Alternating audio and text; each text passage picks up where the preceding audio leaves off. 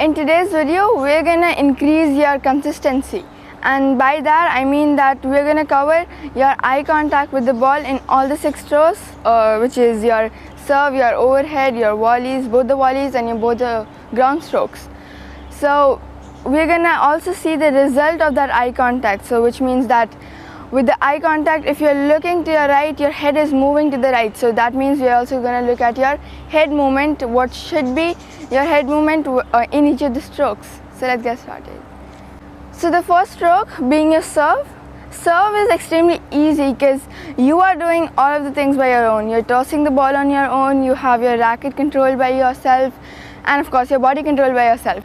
So let's just first start with the misconception. So the misconception is looking at your target. So what many do is they get ready, they toss their ball, but what they do is not look at their ball, rather look at their target, which is the opposite service court. And if you want to have your ball at their target, you need to hit it correctly, right? Which means that your timing at the contact point should be perfect. And it cannot be possible if you're not even looking at the ball. So I'll just serve once, and this time I'm not focusing on the ball.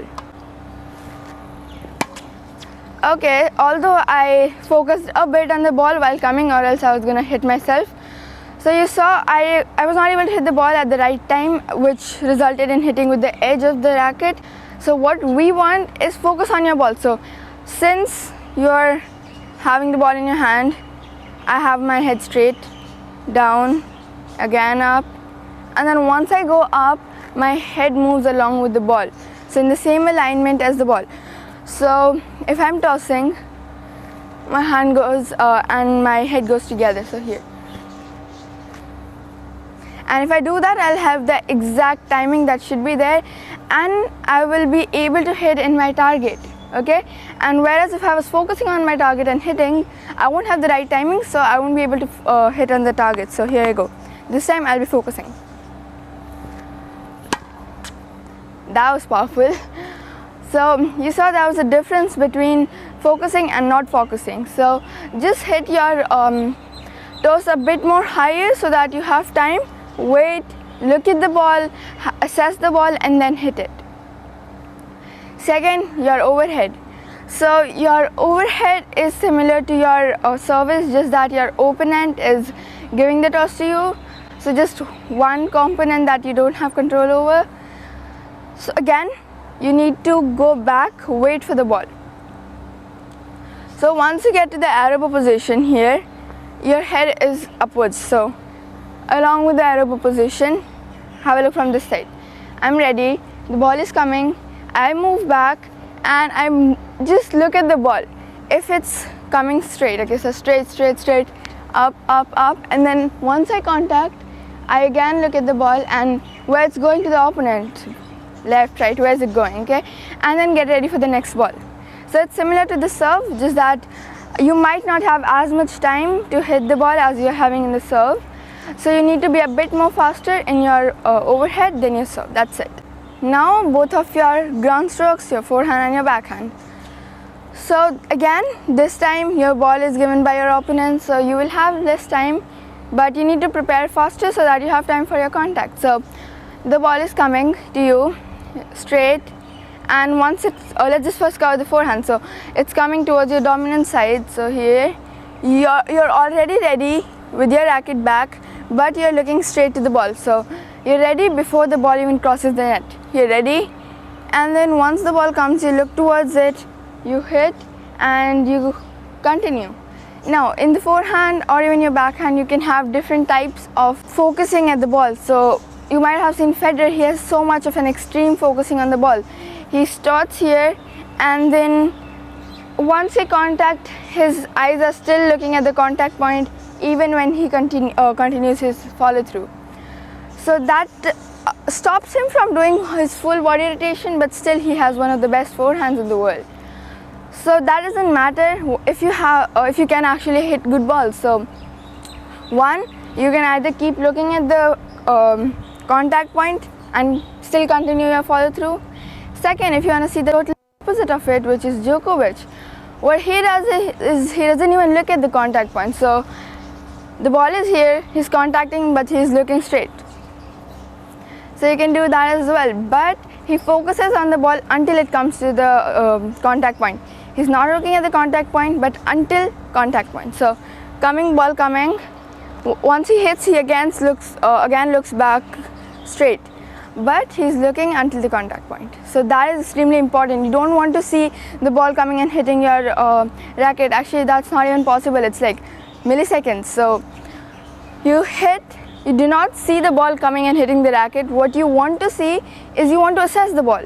It's coming low, it's high, it's faster, you need to move, you don't need to move all this stuff. You need to assess the ball by looking at the ball. So if you're not looking at the ball, you don't have any idea about where the ball is coming. You might be ready for an waist level ball and it's a ground level ball. You not even hit it then. You need to change all of your position at the end moment. So focus until the contact point, and if you wanna, after the contact point as well. And Nadal, he's in between. He hits and then he goes with his racket. That's it. So try out and see which one fits you. Next, your backhand. So backhand again as the forehand, but this time you need to be even faster. So here, and then you're still looking straight. You're ready before the ball crosses the net here, and then you see the ball coming, you contact, again you follow through. This time as well, it depends whether you're using a two-handed backhand or a one-handed backhand. So if you go out on one-handed backhand, you will have a lot more space and you can continue with your body rotation and everything. So even if you continue looking at the contact point, it's okay. You won't have any issue in your rotation and everything. But if you're using a two-handed backhand, I would suggest you contact, look at the contact, like until the contact, look at the contact, and then continue with the ball. Do not just stop there, or else it's gonna stop you from rotating fully, okay? And that might affect your ball speed. So again, try out for both forehand and backhand. They might be different as well. So go onto the court and try out. Next, both of your volleys, which is your forehand and your backhand volley.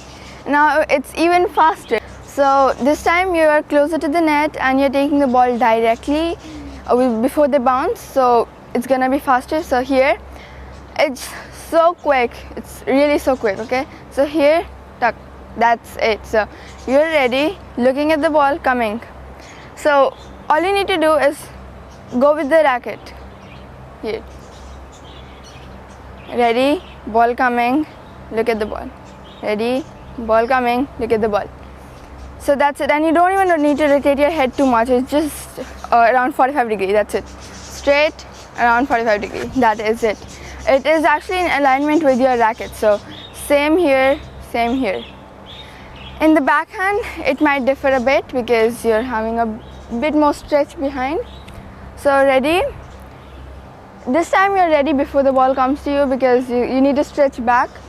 And then you look at the ball coming to you and then move and touch. That's it. Again, do not need to move your head too much, just a 45 degree.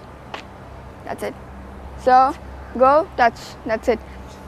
Now because you are not doing any more follow throughs, there is no issue if you are just looking at the contact point even after you hit the ball, because you don't have any of the risk of not completing a follow through anything. So here you can continue looking here, my contact point. In the forehand, you can continue looking out there, my contact point. So the focus on the ball actually decreases once you come from the serve to your volley. So I told you where your eye contact should be at the ball and how your head movement goes if you have the right eye contact with the ball. So if you don't have the right eye contact, your head won't be at the same position. Suppose I'm doing volley, I'm not having the eye contact correctly, which means I'm still looking straight and I'm hitting the ball on my dominant side, suppose a forehand volley. So my head would be straight, not looking that side. So you can even check whether you're having the right eye contact. So in your ground strokes, I have give you a few options to check out which one is the one for you. So you can have it still looking at the contact point, continuing with the ball, or not even looking at the contact point. But whichever you choose, all you need to do is focus on the ball. So until the contact point, okay? Even if you're not looking at the contact point, it's totally fine.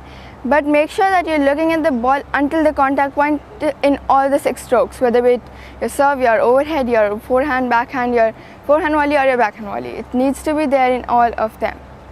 So I'll meet you in the next few more exciting videos. Until we meet again, stay safe.